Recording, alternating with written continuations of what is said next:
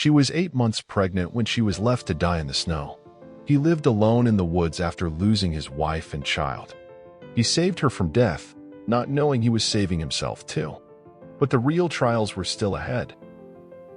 Welcome to Weathered Stories. This is a story about a woman who lost everything but didn't give up, and about a man who shut himself off from the world after losing his family. It's a story about how hope, trust, and love can grow even in the harshest conditions. Ready to hear how a family was born out of snow and pain? Then hit like, and let's begin. The snow hit her face hard, like it was trying to knock her down for good. The wind howled so loud, she couldn't even hear her own footsteps. Everything around her was just a white wall. No path, no landmarks, only cold and silence, broken by her heavy breathing. Ellie Hart walked blind, both hands clutched around her belly. Her fingers were numb, her lips cracked, her feet barely felt the ground. She didn't cry, not because she didn't want to, but because she couldn't anymore. Tears would have frozen before they ever touched her skin. Her husband was dead, shot right in front of her. They were running, trying to get away, to disappear from the people hunting him, and now, her. But he didn't make it. They left her there in the snow, sure the storm would finish what they started. Each step forward took everything she had. She fell, got up, fell again. One time, she stayed down a little longer, just laying there, staring up into a sky she couldn't even see. Just gray. Endless, blind gray. The thought of her child pushed her up again. It was the only thing left. "You're going to live," she whispered, maybe out loud, maybe only in her head. One more step, then another. Her breath came in broken gasps. Her heart pounded so hard it filled her ears. The world started to dim, like someone was turning the volume down on everything. She fell again, harder this time. And this time, she didn't get back up. There was only snow beneath her, over her. And then, the dark, slowly closing in. The snow kept falling, covering her face, freezing her lashes. Ellie couldn't feel her fingers anymore. She couldn't hear her breath. She just lay there, like part of the ground. And she wasn't sure she was still alive. Then, footsteps, heavy ones, boots crunching through the snow, cutting through the roar of the wind. She couldn't lift her head. Her lips barely moved. Then, knees hit the ground near her. Hands, big, rough. They lifted her like she weighed nothing. Heat came through the man's coat. The smell of smoke, pine, and something bitter cut through the cold. She tried to speak, but her lips didn't work. Somewhere far away, like behind glass, a voice reached her. Deep, calm. No panic, no softness. Just a plain truth. "You've been out here too long." That was the last thing she heard. Then nothing. Ellie didn't wake all at once.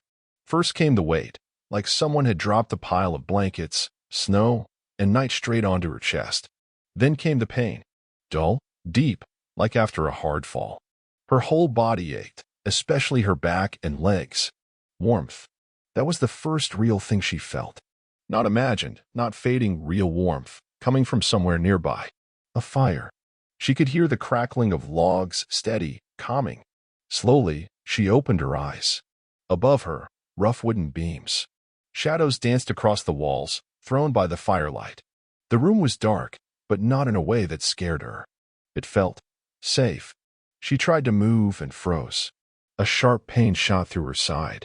The air smelled like wood, old tobacco, and something herbal. It was quiet. Almost too quiet. But for the first time in what felt like forever. She wasn't afraid. "Don't get up," the voice said, firm, steady, not panicked. Not harsh, but not soft either. Just plain spoken. Ellie froze. Her head was pounding, her vision still blurry, but she turned toward the sound. A man sat near the fire, elbows resting on his knees. His boots were dirty, and his coat was slung over the back of a chair. His face was half in shadow, but she could make out a thick, graying beard and sharp gray eyes. Cold, watchful. He wasn't looking at her. He was staring into the flames. "Where am I?" she whispered, her voice as unsteady as everything else inside her. "In a cabin. Mine." He turned his head slightly, but didn't move closer. "Why? Why'd you bring me here?" He shrugged like the question barely needed answering. "You were dying. He said it without emotion. No pride. No comfort. Just the truth. She studied him, trying to read the space between his words. So you saved me. This time, he looked right at her. His eyes weren't warm, but they weren't cruel either. They held something else. Something that knew what real pain looked like. I just didn't let you die. Silence. Only the crackling of the fire and the wind pressing against the walls. Ellie swallowed hard, eyes drifting to the ceiling. The baby shifted in her belly, a reminder she wasn't alone. She laid her hand over it instinctively. He noticed. How far along? He asked, nodding at her stomach. Almost 8 months. He grunted and leaned back in his chair. No wonder you're still going. The body quits, but that kid won't let you. Her breath caught. He had a way of saying things that stuck. Not because they were clever, but because they were true. What's your name? She asked, barely above a whisper. Travis. Short. No explanation. I'm Ellie. Ellie Hart. For a moment, their eyes met. No smile. No welcome. But something in his expression eased, just a bit. Ellie. He repeated, like he was testing the sound of it. Then he stood, slowly, grabbed a mug from the shelf, and poured something dark from a kettle. He set it on the table next to her. Drink it slow. Tastes like hell, but it'll help. Ellie propped herself up on her elbows and reached for the mug. The drink was bitter, like bark, but it slid down warm. You didn't have to help me, she said quietly. Travis didn't turn around. He just muttered. Didn't want to. Just didn't want a corpse on my porch. The words were blunt, but not cruel. There was no anger in them, just tired truth. Ellie leaned back, closed her eyes. And for some reason, that hit her harder than kindness. He didn't fake it, didn't put on a show. And right then, honesty, even rough like that, felt like the kindest thing in the world. The snow outside didn't let up. Day after day, it built up along the windows, sealing cracks in the old boards and making the outside world feel like it didn't exist anymore. Ellie barely left the bed. Her body was healing slowly, like it didn't quite believe the danger had truly passed. Travis moved around the cabin with quiet purpose. He only spoke when it was necessary. Eat. Don't move. Careful. He brought her food. Thick soup, salted meat, hard bread softened in broth. Her hands trembled, but he never fed her. He just set the plate nearby and watched to make sure she managed. If she couldn't, he'd nudge the spoon a little closer. No words. Every evening, he stacked the firewood, checked the windows, closed the shutters. He always seemed to know what needed doing. Sometimes he disappeared for hours. Came back with fresh game, frost in his beard, a stern look on his face. She didn't ask where he'd been. He didn't offer. Sometimes their eyes met, and that was enough.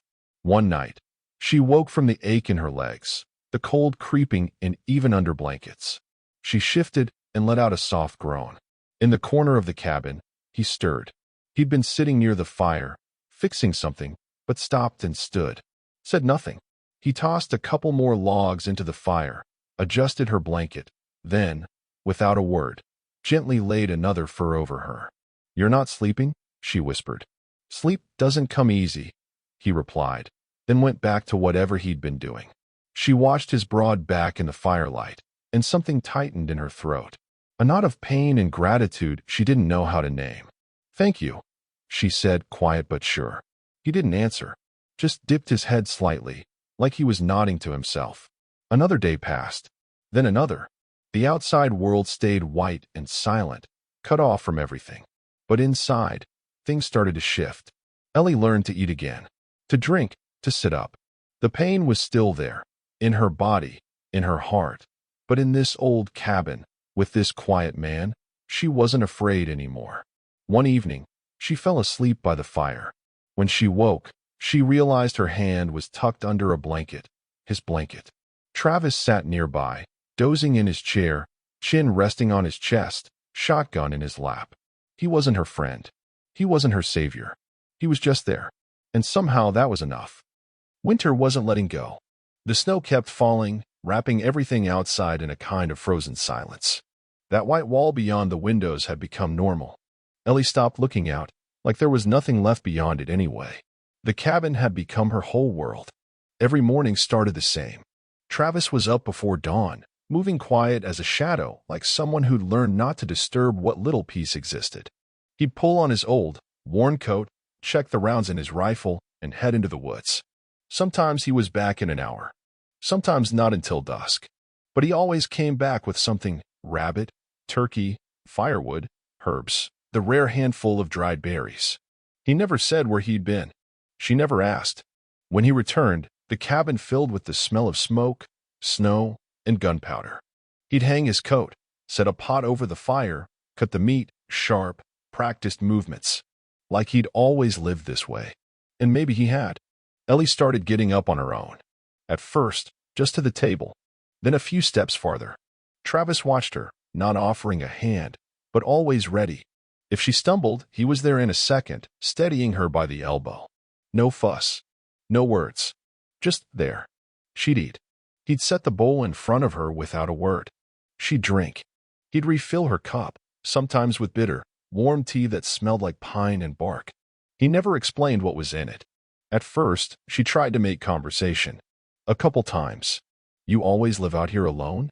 "Humph. You got family?" "Used to." He didn't shut her down, but he didn't open up either. Words didn't come easy to him. Each one felt like stepping out on thin ice. Eventually, she stopped asking. Their silence became familiar. Not heavy. Just honest. Like they both knew they were carrying too much to put it all out at once. At night, Ellie lay closer to the fire, rubbing her belly. The baby moved more and more. Sometimes Ellie whispered to her, not words, just soft rhythms and breath. The baby would nudge back, slow and steady. Travis would sit in the corner, working on something: boots, a knife, an old fur pad. His hands were rough, but his work was careful. He rarely looked at her, but if she winced from pain, he'd hand her a pillow. If she couldn't reach her cup, he'd quietly slide it closer. One night, she screamed in her sleep. The dream: snow, falling, her husband's death. Laughter behind her, like a ghost. She woke up gasping. Travis was already there, sitting beside the bed. He didn't say a word. He just stayed. And that's how their days passed, in this strange kind of isolation. No radio. No clocks. No voices from outside. Just them. The cabin. The fire. The snow. And a silence where, slowly, trust began to grow. By the fourth week, the snow had eased up some, but the air was still heavy, thick, and damp. Ellie could move around the cabin now, though not for long. She still stayed quiet most of the time, not because she had nothing to say, but because too much was sitting inside her, waiting for words that never came. That evening started like all the rest. Dinner, stew with the last of the root vegetables. Then silence by the fire. Travis sat in his usual spot, working on a piece of leather near the stove. He was quiet, like always. But something in the air was different, like it was time for something to be said. Ellie stared into the flames, then looked over at him. He felt it, but didn't lift his eyes. "You been here long?" "Alone?" she asked. "Since the war," he said, short. She nodded. "Which one?" He turned his head a little, still looking at his hands. "Does it matter?" Ellie didn't push. "I grew up in Witcher," she said after a pause. "Small town. The kind where everybody knows your name, but nobody really knows you." He didn't answer, but she knew he was listening. Got married at 19. Thought it was the right thing to do. He was older, smooth talker, knew what to say. "Folks told me I was lucky. Solid man. Reliable." She let out a bitter breath. But it didn't stay that way. Not right off. First, only when he drank. Then, didn't matter if he did or didn't. He changed. Or maybe he stopped pretending. Every year, it got worse. I thought it was me. Thought maybe I wasn't trying hard enough. So I stayed. Because that's what we do, right? He's just tired. He's under pressure. All the things women tell themselves to not say what they already know. Travis didn't say anything. But she noticed his hands had stopped moving. Later, he got in with the wrong people. Smuggling, robbery. I didn't know everything, but I felt it. We were heading for a cliff. When they killed him, I didn't cry. I was scared. Because I was next. They saw I was pregnant. Didn't like that. Said nothing. Just left. Left me there in the snow, like I was nothing. Like trash. The cabin went quiet. Travis set the leather down and slowly leaned toward the fire. His face was tight, but not closed off. They had no right to do that, he said quietly. Not to you. Not to anyone. Ellie rested her hand on her belly, felt a soft kick from inside. It gave her strength. Thank you for pulling me out of there, she said.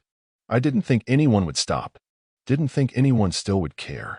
He sat in silence for a long time, then finally said, I didn't save you. I just know what someone looks like when they've given up. And I know what it looks like when someone's still fighting. You were fighting. So I figured it was worth a shot. She looked at him, really looked. He seemed different now. Not softer, just more real. Like part of his armor had finally cracked. And you? She asked. What did you lose? He exhaled, deep, like pulling something out from way down. My wife. My son. I was stationed far out when it hit. Winter storm. Radio was down. By the time I got back, it was too late. Illness. Fever. Neighbors were scared. Nobody came. No one even opened the damn door. Ellie didn't answer. She just sat with him in the silence. After that, I didn't go back to town. Didn't go back to anyone. Just disappeared into the woods. Stayed here. She looked at him, not with pity, but with understanding. I'm scared, she said. Me too, he replied. And in that moment, something shifted. Not like between strangers. Not like between someone saved and someone who saved. But between two people who hadn't been truly heard in a very long time. The next morning, the wind had finally died down. After weeks of storms, the air felt strangely light, almost like spring. For the first time in a long while, the cabin wasn't just warm, it was bright. A pale gray light filtered in through the snow-softened windows. Ellie woke early. The sleep had been short, but peaceful. Her body still ached, but it wasn't fear or cold anymore. It was the kind of tiredness that comes before healing. She sat up, pulled a blanket over her shoulders, and sat still for a moment, listening. The fire cracked quietly. Floorboards creaked. And somewhere outside, the scrape of a shovel against frozen ground. Travis was clearing a path from the door to the well. She could see his figure moving through the frost-glazed window, steady, deliberate, as always. Ellie watched him for a while, then slowly stood up. Her legs were still weak, but they listened. She put on everything warm she could find, a wool sweater, an old coat, wrapped a scarf tight. Then stepped outside. The sun hit her face, low and soft, but still blinding after so many gray days. The snow around her sparkled, like the world had been dusted in crushed glass. Travis turned, spotted her, and frowned slightly. Careful.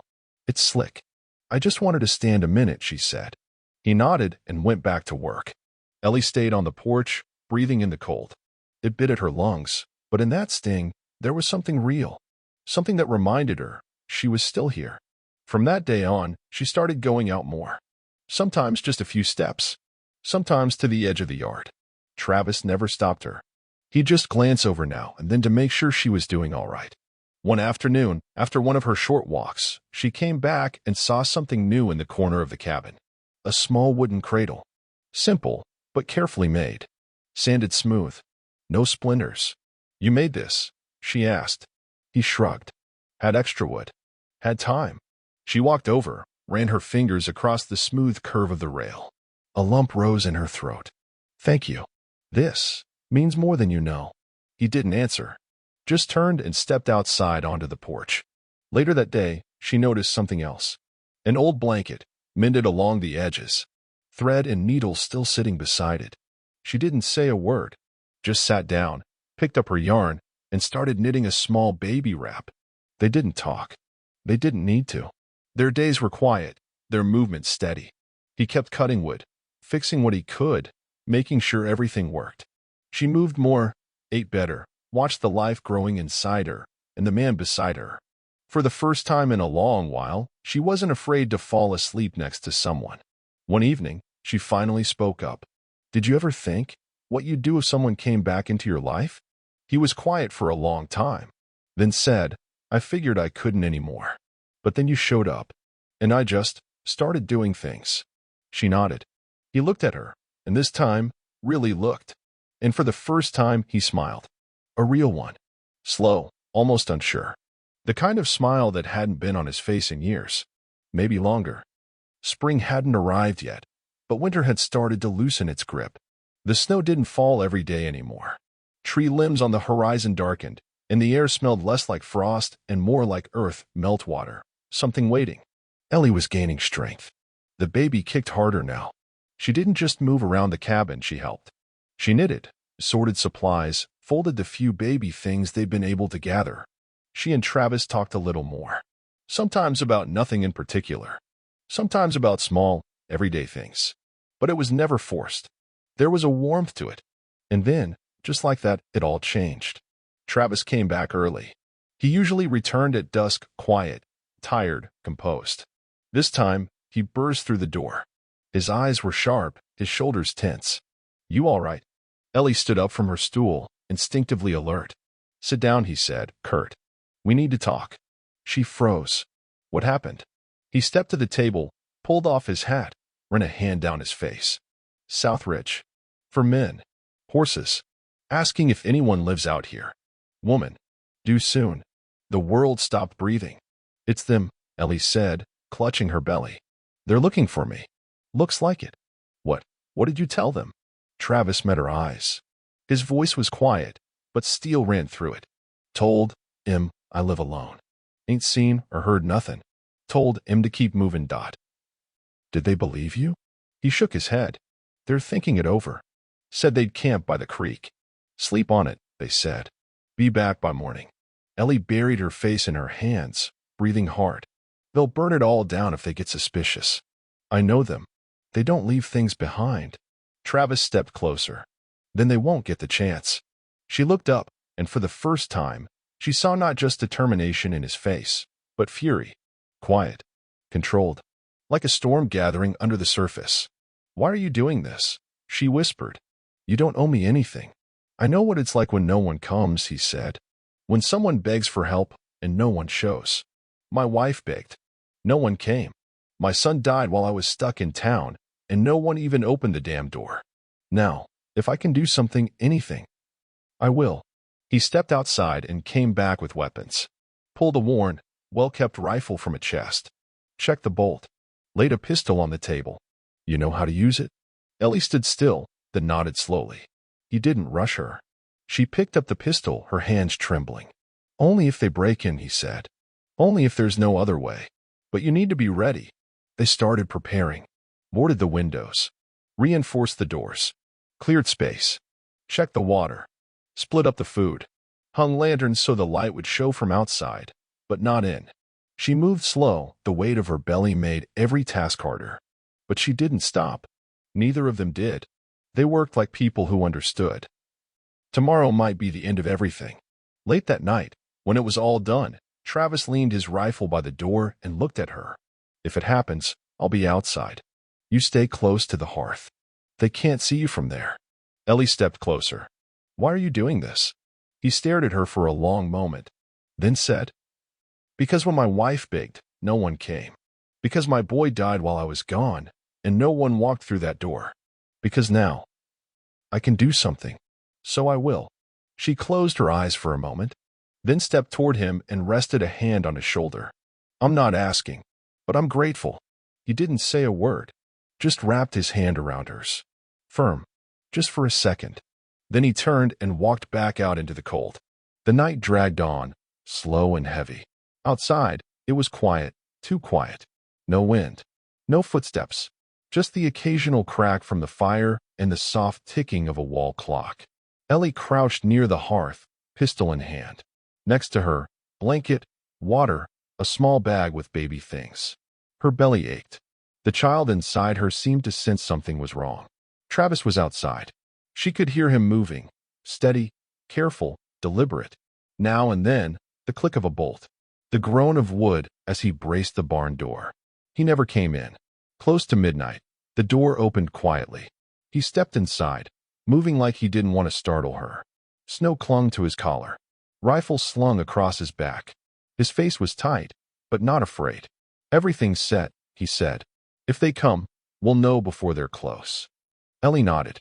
She didn't ask how. She trusted his hands, his judgment. He sat down by the wall, not far from her, said nothing for a long moment. Then, almost out of nowhere, he spoke. "I think about it sometimes. What if I'd walked home that night?" Ellie turned to look at him. He wasn't looking at her, just speaking into the dark. into memory. I was stuck in town. Paperwork. Storm hit early. Nobody wanted to drive. He paused. My wife and boy were home. 3 years old. Full of life. Loud. He rubbed his face with one hand. His voice stayed low, steady, but there was pain in it, buried deep. Sharp and quiet like glass under skin. I stayed at the tavern.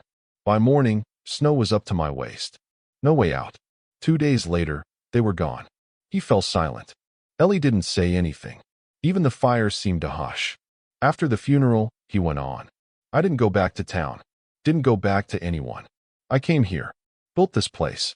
Taught myself to live without words. Without people. Without myself. Because whatever I had left inside, burned out. He finally turned to her. No tears. But something stronger. Truth. Trust. Like he'd finally laid down the weight. And then I found you. In the snow. Ellie looked down. Her voice trembled. I didn't want anyone to get hurt because of me. I just wanted to get away. Wanted her to live. Even if I didn't. Travis stood slowly and stepped toward her. Knelt down beside her. His hand rested gently on her shoulder. Not like comfort. Like a promise. Sometimes, you don't get a second chance because you earned it. You get one because you're still needed. I got mine because of you. I don't know why. But now that I've got it, I'm not letting go. She let out a quiet sob, controlled, but raw. His hand stayed steady. I'm not asking you to believe in me, he said. Not asking you to trust me. Just want you to know, I won't let you disappear into the snow. Not like they did. Ellie met his eyes. I believe you, she whispered. Right now I do. He nodded, then stepped to the door. Picked up his rifle. Looked back once more.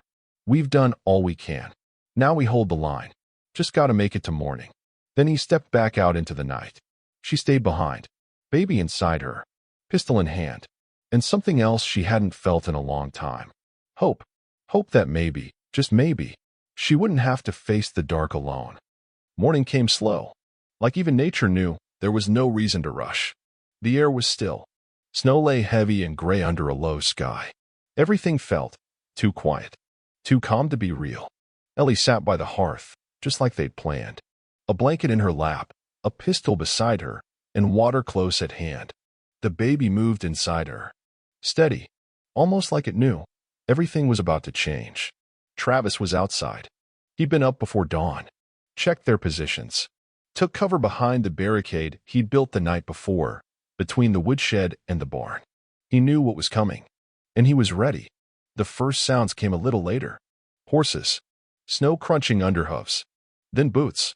Heavy steps. Someone was close. A voice. Low. Lazy southern drawl, with a mocking edge. Mornin', neighbor. We were wondering if you'd open up. Let us see what you're hiding in there. We're back, just like we said. A pause. That girl, the one folks been talking about. She's here, right? Ain't no point in hiding her. We'll find her. Travis didn't answer. He waited. Picked his mark. Steadied his breath. We're patient, the voice went on. But patience runs out. Best step out now. The gunshot cracked through the air before the last word finished. The first rider dropped, shoulder hit clean. Travis hadn't aimed to kill. He aimed to stop. The others scrambled, diving for cover. Gunfire lit up the quiet. Wild, scattered. Dogs barked somewhere deep in the trees. Travis moved with purpose. No wasted shots. No panic. Just precision. One. Then another. Then another. They hadn't expected a man who still shot like a soldier. One tried to circle behind the cabin, crunching through crusted snow. Travis shifted, fired through a narrow gap between the boards. The man went down without a sound. Inside, Ellie pressed close to the fire, her fingers wide on the grip of the pistol. She couldn't see what was happening, but each shot rattled through her bones. Travis never let them near the door. The few left standing started to fall back, slow, bitter, cursing as they went. One shot rang out last, sharp and defiant. It struck the corner of the roof. No answer came. Then silence. Total. Travis stepped inside. Snow still clinging to him, rifle slung over his back. Blood, not as on his sleeve. It's done, he said. They're gone. Ellie let out a long breath. She didn't cry. She just slid to the floor, laid the pistol down, and closed her eyes. You hurt? No. She looked at him. They coming back? He sat slowly on the stool. Maybe. One day. But not soon. And not like that. She nodded. The tears came later. Not from fear. But from the weight lifting. From knowing they'd made it through. He didn't reach for her. Just sat down beside her, on the floor. His hand resting next to hers. They didn't touch. They didn't need to. The silence between them had changed. Now, it held something else. Victory. And the promise of whatever came next. It was quiet outside. Too quiet, after everything that had just happened. Travis stood by the door, listening. Not to the silence out there, but to the stillness inside. Inside the cabin. Inside Ellie. He turned. And knew right away. Ellie was sitting by the hearth, hunched forward, hand on her belly, face pale. She stared at the floor like nothing around her existed. Then she looked up. And in her eyes was fear. Real. Sharp. Alive. Something's wrong, she whispered. He moved fast. Pain. She nodded. Strong. And regular. Not like before. It's happening, Travis. It's starting. He didn't freeze. He cleared the bed, threw more wood on the fire, checked the water. Everything they'd prepared for now it mattered. He took her hand, helped her down carefully. Look at me, he said, firm and steady. You're doing fine. You're gonna make it through. I'm here. The contractions picked up. Ellie's breathing grew harsh, ragged. Her fingers clutched at the blanket, her face tight with pain. He wiped her brow, gave her water, steadied her when she started to fade. No panic. No fuss. Just focus. Another wave hit, deep, wrenching. She clenched her eyes shut, crying from the strain, and through her breath came a whisper. Rose, if you can hear me, come to me, baby. I'm waiting. Travis leaned closer. What did you say? Rose, she said again, barely conscious. I want to name her Rose. She gasped, out of breath. That was my grandma's name. She was the only one who didn't walk away when I was scared. When I was a kid. He nodded quietly. Then the next contraction rolled in, hot and burning. Come on, Ellie, he said, voice firm. She's close. Push. Ellie screamed. Loud, raw. She pushed, sobbed, cursed, begged, but kept going. Because there was no turning back. Because inside her, and in his hands, was the only way forward. Almost there. He held her hand, braced her with his shoulder. Just a little more. You're almost there. And then, everything stopped. 1 second. 1 lifetime. And then, a cry. Loud. New. Fierce. He caught the baby in his hands. Wrapped her in a warm towel. Cleared her airway gently. Carried her to Ellie. She's here, he whispered. You're Rose. She's real. She's alive. Ellie took her. Pulled her close. The baby cried, face scrunched, warm, pink. Ellie shook with quiet sobs. Rose, she whispered, through tears. Welcome. Travis sat beside them, wiping blood from the blankets. His face stayed hard. But his eyes held light. He couldn't look at them without feeling something growing inside him. Through all the ash, through all the years. Finally, he stayed in his chair by the fire. Ellie drifted off, baby on her chest. Travis didn't sleep. He just sat, watched, breathed, and for the first time in years, he felt alive. The cabin was quiet. Only the crackle of the fire and the soft breath of a newborn filled the space. Rose slept at Ellie's chest, her tiny fingers curling and uncurling in dreams. Ellie's face was still pale, her lips dry, her eyes heavy with exhaustion. But there was something deeper there now. Not just relief. Something warmer. A quiet, burning kind of gratitude. Travis sat close by, on a low stool. His hands rested on his knees. His shoulders were slumped. He looked worn down, but calm. Ellie glanced at him. You haven't slept in over a day. He gave a small shrug. You just had a baby. I'd say we're even. She smiled faintly. It's not the same. You did more. Way more. Without you, we wouldn't be here. Not me. Not her. He didn't say anything. Just looked at the baby. Eyes almost soft, though his face stayed hard. You know, he said quietly, I'm still on the little girl. I held a baby like that once. A boy. Not this small, but warm. Alive. He laughed loud, like the joy in him could fill the whole house. Ellie slowly turned her head. She knew he was finally ready to say what he'd carried all this time. We lived under the hill. Small place. I was still in the service, home off and on. Winters were rough. But my wife, she could turn nothing into comfort. I thought I had time. I thought I could hold it all together. Then the storm hit. She stayed home with our son. He got sick. Fever. 2 days, and he was gone. He swallowed hard. Still staring at the fire. Neighbors were scared. Nobody came. Nobody even buried them. When I got there, there was nothing left but walls. In the empty. Ellie gave a soft sob. He exhaled, like letting something go. I left after that. Cut myself off. Tried to disappear. Told myself that if I lived quiet, without hope, I wouldn't feel pain.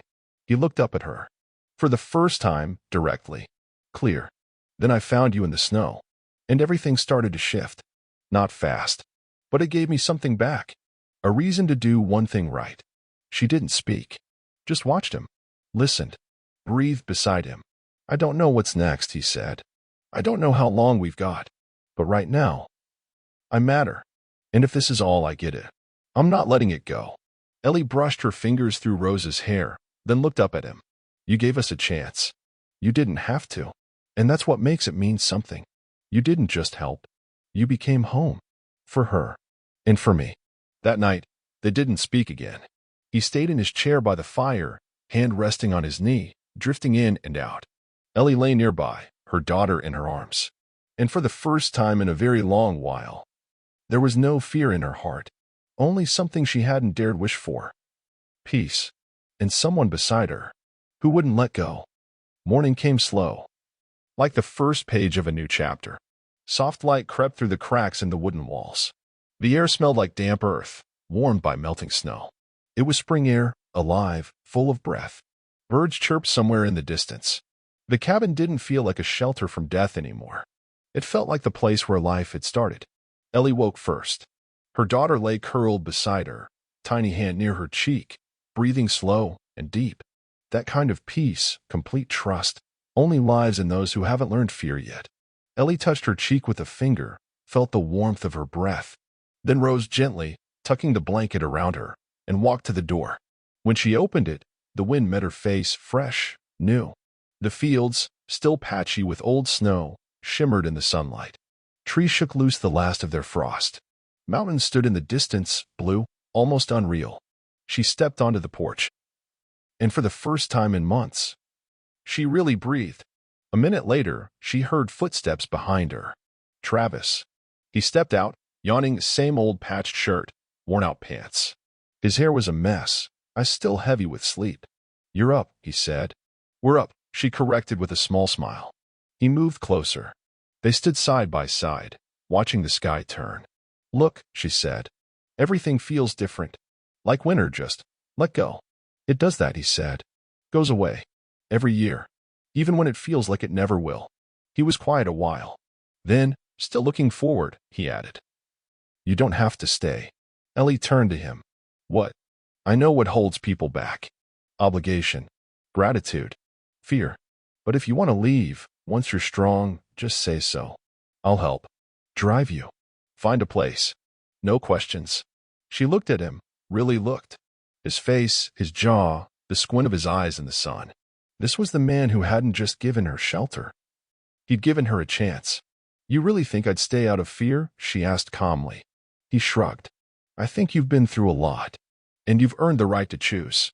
Any road you want. She stepped closer. Let the blanket fall from her shoulders. Lifted her eyes. I'm choosing to stay. He finally met her gaze. No surprise there. Just something quiet, something soft, like a weight he hadn't realized was lifting. Why? Because this is my home now. You're part of it. Rose deserves a place where she was wanted. And me. I'm tired of running. Tired of looking back. I can live here. Not just survive. He didn't have words. He just nodded. Then reached out slowly, carefully. Like the moment might break if you moved too fast. You sure? She took his hand. Warm. Rough. Steady. Yes. This time, I'm sure. They stood like that as the sun climbed higher. Behind them, night, storms, fear, blood, birth. Ahead, unknown. But not empty. not lonely. Ellie wasn't alone anymore. And Travis, he wasn't just a shadow of what was lost. He was the one who stayed, and the one who helped her stay, too. Life began to move again. Not fast, not without trouble, but it moved. Days grew longer. The snow pulled back into the woods. Water dripped steady from the roof. The earth was waking up, and with it, so were they. Travis didn't wake alone before dawn anymore. Ellie was usually up not long after him, moving carefully so Rose wouldn't stir. The baby slept in the cradle beside their bed, the same one he'd built in the quiet of a winter night. Now it was filled with soft blankets, small toys, warmth. Rose was growing fast, strong, sure, with spirit, like her mother. They lived like a real family, not by rules or routine, but by heart. Ellie cooked, cared for Rose, helped where she could. She knit when there was time, sewed, made preserves. Travis repaired the fence, patched the roof, checked the traps. In the evenings, he brought back game. She had a hot meal ready. They ate in silence, sometimes sharing a look, sometimes just glad they didn't have to hide anymore. He never called them a family out loud, but it was there in everything he did. The way he checked if the wash water was warm enough, how he added wood to the fire before bed, how he stayed quiet when Rose was sleeping. He was there, and his being there said more than any words could. One day, while Ellie sat by the fire nursing Rose, Travis stepped outside. He came back an hour later carrying a piece of wood, smooth, wide, then grabbed his knife and sat by the door. He didn't say a word, just carved. Took his time, blade scraping slow and steady, focused. When he finished, he climbed up on a stool and nailed the board above the door. Ellie walked over, Rose cradled in her arms. Carved into the wood was a single word. Rose. Simple. No decorations. But clean. Precise. Strong enough to hold up the roof, if it had to. "Why'd you do that?" she asked. He shrugged, not looking at her. "Because it's her home now. And if you want, your name will go up there too." She looked at the sign, then at him. He stood there awkwardly, arms at his sides, like maybe he'd said too much. She stepped close, rested her forehead against his shoulder. "I'm already home," she whispered. "All of us are." He wrapped one arm around her, careful, like always, but steady, certain. Rose yawned softly against her chest. Outside, the spring sun was shining. Fresh grass peeked through the moss. Everything around them felt like it was breathing again. Travis wasn't hiding anymore. Ellie wasn't running. And Rose, she was growing up in a home where every day began with a promise. Spoken not in words, but in the way they lived. "You're safe. You matter. You are loved." Spring had fully arrived. The last snow was gone. Streams rushed through the gullies. The trees stretched out their limbs again. The world around the cabin no longer felt like a hiding place. It had become part of their life. Travis didn't check the traps with a rifle anymore. Ellie didn't wake at every creak in the floor. And Rose. Rose was growing. Fast. Steady. With curious eyes. The cabin wasn't a shelter from the past now. It was a home. Not perfect. Not fancy. But real. There was laughter again. Footsteps. Baby sounds. The air smelled like bread, with smoke, soap, and damp grass. They weren't just three people under one roof. There was something else here now. Hope. Ellie looked at Travis differently. Not as the man who saved her, but as the man who'd saved himself alongside her. He didn't wear it like a badge. He just did what a man should do. Show up. Stand steady. Stay honest. They didn't talk much about the past anymore. Not because it was forgotten, but because they learned how to live with it and move forward. Life wasn't easy, but it was theirs. They had found something people spend a lifetime chasing. They had found family. If this story of courage and love moved you, leave a like and subscribe to the channel. We'll see you next time on Weathered Stories.